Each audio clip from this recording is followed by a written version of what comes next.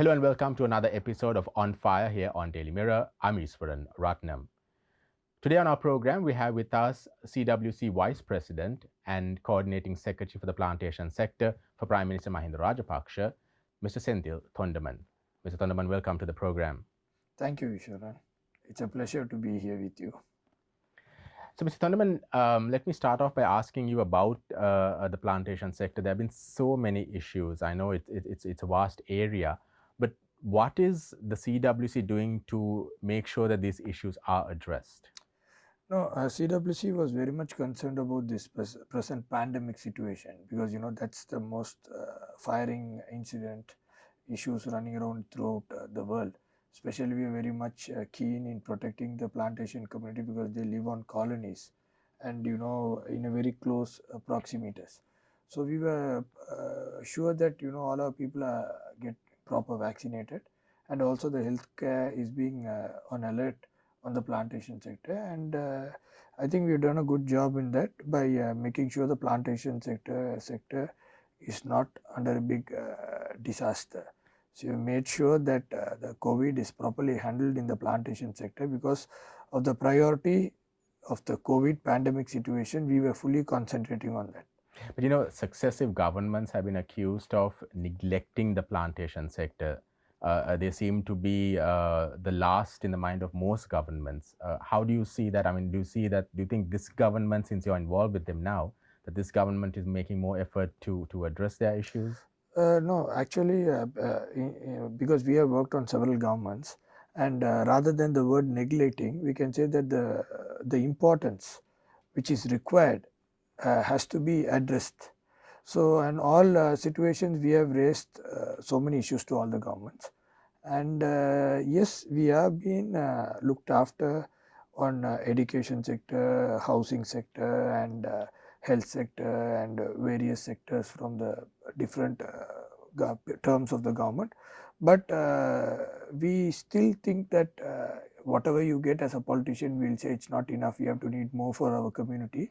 So I think on the ratio basis, we still has to be because our community, the plantation community, we were deprived of rights, and for the past in 1950s and all that, we lost the citizenship, and then it took around almost 30-40 years for us to come into the mainstream. So we were lacking behind the other communities. Even going to university, our community was not able to go. Even in the education, maximum we were able to go up to A level because for everything you needed a citizenship in a country. So we were almost stateless people for 30-40 years. So we are back on the race. So, and only from 1980, after our late leader Senthil Thondaman made sure that our people are getting the citizenship in the government, and the government gave us the citizenship, and from that only we started coming to the mainstream. So when we are into the mainstream, the other communities from different areas, and all of them are far ahead of us. So we have to put more pressure to catch them. So so like we need more attention, our community, to bring it up to the levels of other community. And right now, yes, we are almost reaching the target, and I hope in another few years we will be almost equal to all communities in this country. 1,000 rupees was something, a demand that the plantation sector, or at least plantation workers, have been pushing for. What is the status of that right now? According to the government, the Ceylon Workers Congress gave the proposal that the 1,000 rupees wage module to be implemented. Our late leader, Honorable Armon Thondaman, proposed it. And based on that, His Excellency Gotabaya Rajapaksa and Honorable Prime Minister Mahinda Rajapaksa, Honorable Plantation Minister Ramesh Patirana, and Honorable Minister Labour Minister Nimal Siripala, they formulated a cabinet approval, and then it went to the wages board, and on the wages board, with the support of the CWC, the 1,000 rupees wages was gazetted, and on paper it's gazetted, and the plantation companies tried to challenge it by going to courts and getting a stay on it, but it didn't work. But as of now, to my knowledge, only 40% of the plantation community is getting the 1,000 rupees. The rest of the plantation community are not getting that 1,000 rupees because I don't understand the law is implemented in the country, but the plantation companies have a separate law. They run on their own law where they don't want to honor the government gazette, and if 10 people go to work, only 4 people are getting that 1000. The rest of the 6 people are getting, half the salary. They still, So despite this they agreement being manipulate. formulated and Yes, agreed on, they are not paying the salaries, the not an 1,000 agreement, rupees, it's a gazette. the No, it's a gazette. government gazette. They are not paying. To my knowledge, 60% of the plantation workers are not getting the 1,000 rupees wage increase because the companies are not respecting the Honoring that. government gazette and paying the salaries. I can submit the necessary salary slips. A man working for 20 days should get 20,000 salary, but he gets 10,000 salary. That means their company has calculated their salary for just 500 rupees. So I don't know that whether the labor ministry is going to pull them up, or I So don't. what is the CWC doing The about this? CWC stand, if it's not a pandemic situation, we will pull all the companies down. We just get into different kinds of protests where it doesn't affect the national economy, but it affects the plantation companies. But with this COVID situation, we don't want to, like what I said, our priority is COVID, saving our people from this COVID pandemic situation. So even if we take a harsh decision at this time, maybe we might win the company, but later if it affects the health or the it's a life threat, the pandemic, to the plantation community, which we don't want to happen. So that is the advantage which the company is now taking, right, but I don't think it's going to prolong for a longer time. We might get into a different, we are formulating different actions where we can get into and get this put them companies What sort back of to right. actions are you looking at? In a trade union action, in a like in the productive methods, where the where the production affects the management, and the management in return, because the management can't go and pluck the tea leaves. They need the workers to do the job. So if the workers, if the workers are contributing the entire efficiency and getting the best quality and the maximum output, and if that is not recognized, for the recognition which the management is giving, we will tell the workers to work accordingly.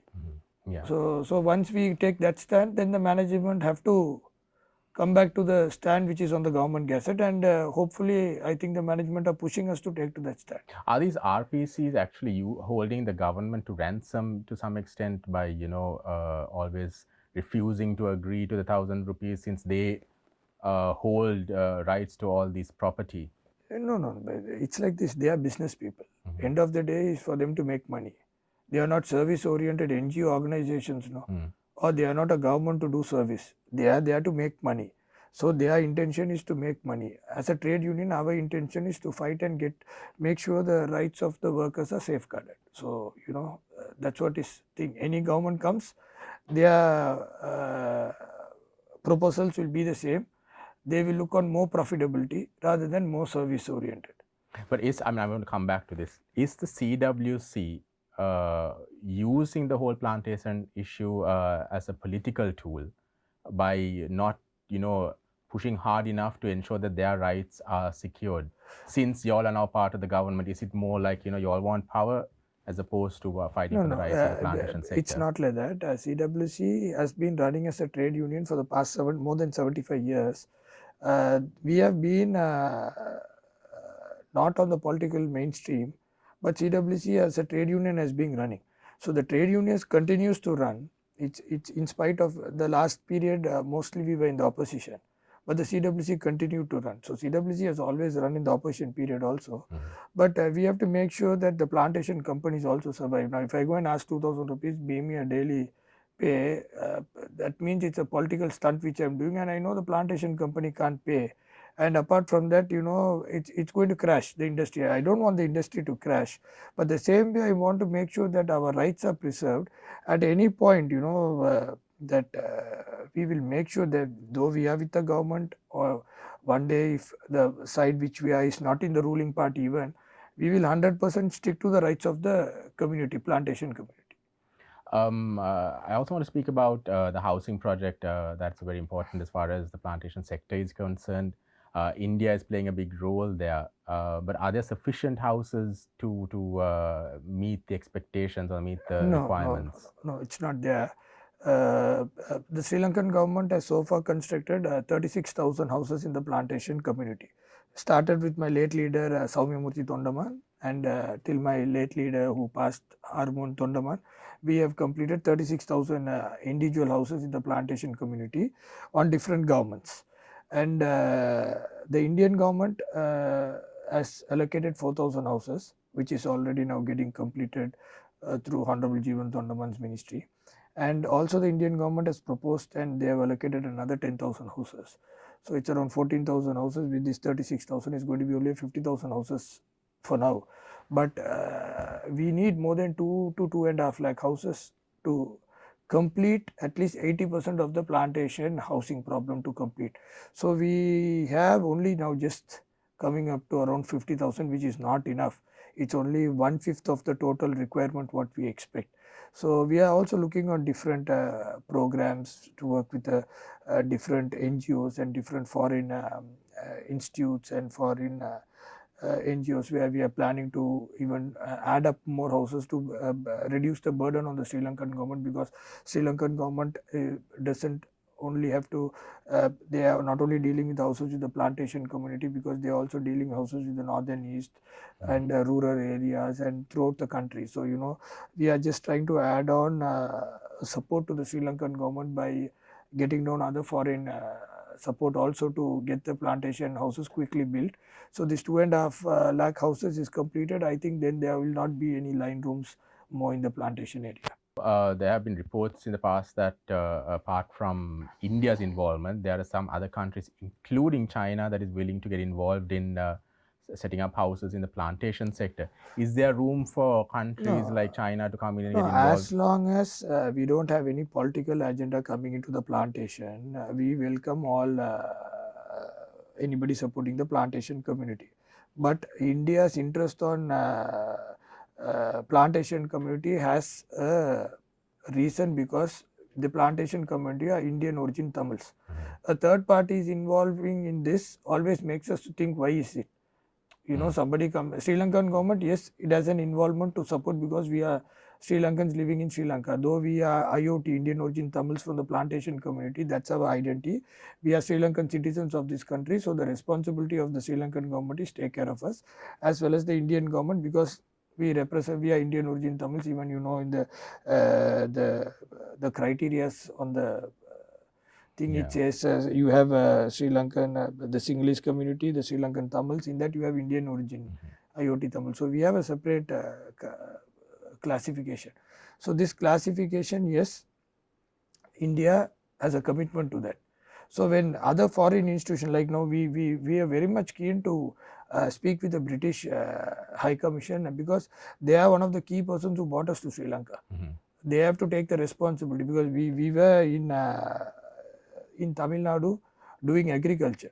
We were brought here to do, because of our hard work and our technical way how we work. We were selected by the British, that time the East India Company, which ruled India and Sri Lanka. So they brought us to Sri Lanka, and all these forests were cleared, and tea plantation, first coffee, and then it started with tea, then it went up to tea. So with that, so there's a big responsibility not only with India but also the British government. So we are trying to do a proposals and try to get them also involved. So apart from that, if anybody else doesn't have any political agenda, or any other influence in the economical thing and all that, we are we are keen in looking about it. India's role here in Sri Lanka is not just focused on the plantation sector, but as a whole as well, be with economy and so many other matters as well. Yet now we have this issue with the fishermen coming up. What is the stance that the CWC is taking on this whole Indo-Lanka fishermen issue? No, first we must understand that the fishermen are not they are not creating any national threat to Sri Lanka. The proximity between the Tamil Nadu and the Talaimannar and the Jaffna belt is very close, very close. So if a fisherman starts his boat, he is not going to come out of his house and the seashore part to boat and wait for fish to come and sit into the nets. He will go in hunting of the fishes. This is the way how fishermen go fishing. So when because it's a very close proximity, so when they get into the sea, when they start chasing the fish, these fishes doesn't belong to Sri Lanka nor India. These fishes are natural resources in the sea. So when they start chasing the fish and getting to catch, accidentally they jump into Sri Lankan waters. So when they stump into Sri Lankan waters, they are arrested and they are bought and produced and here into courts, and then they have given bail and they have sent by Sri Lankan law. What I suggest is, even in the fishing community in 1974, the Kachetevi, which belonged to India, the Ramnath king of India, was given on a good gesture to Sri Lanka. So till that, when the Sri Lankan fishermen went there, the Indian Navy nor the Indian government didn't arrest them, or the Indian fishermen didn't make a big fuss there and all that. They okay, they were very flexible. But after it came to Sri Lanka, our fishermen and our officials, are very strict and hard on them, which makes a good gesture, strained, and another one thing, the Sri Lankan fishermen must understand, it is not only going to get connected with the fishing issue. There are more than 1 lakh refugees who are in Tamil Nadu, who have been given place to stay, who have been the Tamil Nadu Chief Minister M.K. Stalin has promised to give them houses, and they are recommending for their citizenship in India. Apart from that, those people have been given free good education, and they are being given jobs, and all these being given. So the people of Tamil Nadu have sacrificed, which is their resources, to 1 lakh Sri Lankan Tamils living there. So in that case, just for 25 people and 50 people, we catch their boat, come and auction it and all that, the good gesture gets disturbed, So my suggestion, yes, they are poor fishermen. Fisherman, his entire life is going to earn a boat, his entire life. That boat, if you are going to auction it and then take it, I am not saying you make a fine, you make a different find a way where the good gesture continues. You just take it and auction it. That fisherman's livelihood and the community connected with that boat is the full stop end of their career. So I suggest, being hard with fishermen is not a good gesture. It's always good, things, you can sit around and talk, and the amount of fishes in the ocean, even you have 10,000 boats in Sri Lanka, you can't catch so much fishes. There are so much fishes in the thing, and I suggest that yes, if they enter Sri Lankan waters, proper action must be taken. They must be arrested by the law of Sri Lanka, taken to custody, and they will be released in bail. That's what is happening, and fine them for the boats, for bringing their boats. But auctioning it and all that, I think it's a very hard decision, which I feel might later affect the good gesture between Tamil Nadu and northern province Tamils. I think that might strain the Since you relationship. mentioned northern province Tamils, there have been reports that Minister Douglas Devananda, who seems to be fighting for the rights of the northern Tamils, some of the decisions he is taking on the fisherman issue might actually strain relations between Sri Lanka and India. Do you see that happening? No, I will not blame Honorable Minister Douglas Devananda, because he is an elected minister from that area, so he has to work for the rights. But I am just asking them to consider the support of the Tamil Nadu fishermen, which has given fishermen community, which they have given to Sri Lanka. You have to look at the support. One man has done a support, so then you have to look at the support what they have done. They have given an island donated to Sri Lanka, where most of the arrests are happening in there. You have a practice called valamai in Tamil. They say it's a regular practice. So they are used to catching fishes in that water. They are not some aliens who are coming yesterday and jumping into the But sea they and have catching. given that to Sri Lanka As a now. good gesture. Yes, they but have they given, are coming and fishing, No, and no, they are no. taking what is rightfully ours, aren't they? No. What I'm again telling you is they are given it as a good gesture. If they are not given it as a good gesture, now you can't take action on them now. They are given it as a good gesture, and accidentally people who cross that should be treated with humanity. So I'm not telling that you don't take action on people who don't cross. Yes, you will have to take by Sri Lankan law, but they must be treated with humanity, and they must be looked on the humanitarian grounds. So that's what I'm saying. If they come to Hambantota and do fishing, if they come to Matra and do fishing, if they come to Trincomalee and do fishing, yes, I agree, you can take hard action, because they are purposely coming. This is something just outside their doors, it is just, I have even heard people, the fishermen telling, if they just come 2 kilometer or 3 kilometer into the water, they can see Sri Lanka. And from Sri Lanka, fishermen telling when they go 2-3 kilometer in the sea, you can Yeah, see India, yeah. So that's a place where, there's a lot of accidents happening. So you find fishermen in Hambantota seas, Kalutara side, Yes, Mm. they are purposely coming. This is something happening accident, and it should be handled in a humanitarian way for good. Indian government has given 50,000 houses built in north and in east. So like that, Indian government is, they have built a new cultural center, and they have supported Sri Lanka in all the times, even during now this organic fertilizer time, even by giving oxygen. So we should make sure that the gesture continues in the coming days in a better and a more confident and a more mutual way. Since we're running out of time, I just want to ask you, what is your future in politics? What are your plans? I know you're involved with Jallikattu as well. Hey, What are your future plans? no, politically I'm fine because I have taken around 40,000 votes in the SLPP. Our alliance was with SLPP, and 40,000 vote is a huge number of Tamil plantation community which I have got. People lesser than me in my district are MPs in the other side. So if maybe because SLPP was scoring very high, my votes was not enough to get into the parliament through SLPP. But if we have contested independently or on a different symbol or something, this vote is more than enough, because like what I said, my district has MPs lesser votes than me. But So is politically, that something that you're thinking about? no, what I'm Contesting even independently if required in the future? no, what I'm trying to say is I am more convinced that I have votes more than an MP in my district. Right. You should So have been in parliament, is what you're yeah, saying. that's what but these alliances and these technical qualities with this the old system of voting, it keeps changing, but that's fine. So a work of what a parliament MP has to be done in that military. The only thing I don't go get into parliament, but apart from that, sometimes I work even more than the parliament MP. So we continue to be active in politics, and CWC has not always been on ruling party. We have also been on opposition. So it's a good time for me also to learn politics when when you are not in power, how it goes, and I take it as a lesson. So next election, I'll be more calculative, and I think I'll take a better stand, and with the amount of work we are doing with this government, I think next election, yes, we will get a good support in the plantation community. And next, about the Jallikattu, if I had to say, that's a traditional cultural sport in Tamil Nadu, and and I'm a honorary president of a association. They have the Jallikattu Padhigappu Nala Sangam, and we even in Tamil Nadu there was a court ban on this Jallikattu event, saying that it was a hard sports where injury was more and all that. Then we our association, we fought for it, and we went up to the courts and we were working on it.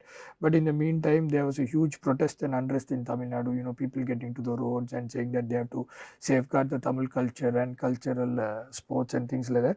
And finally, the Tamil Nadu chief minister passed a bill in the assembly that it should be conducted, and it went to the President of India, and the President has the power to approve it, and he approved it, and Jallikattu still continues, and my bulls are still rocking in Tamil Nadu, and the connection with Tamil Nadu we still maintain like how it was during the previous days. Right. Right. We'll have to leave it at that. Mr. Thondaman, thank you for taking time to join us on the program today. Thank you, Shunan, and it was a pleasure joining you today. Thank you.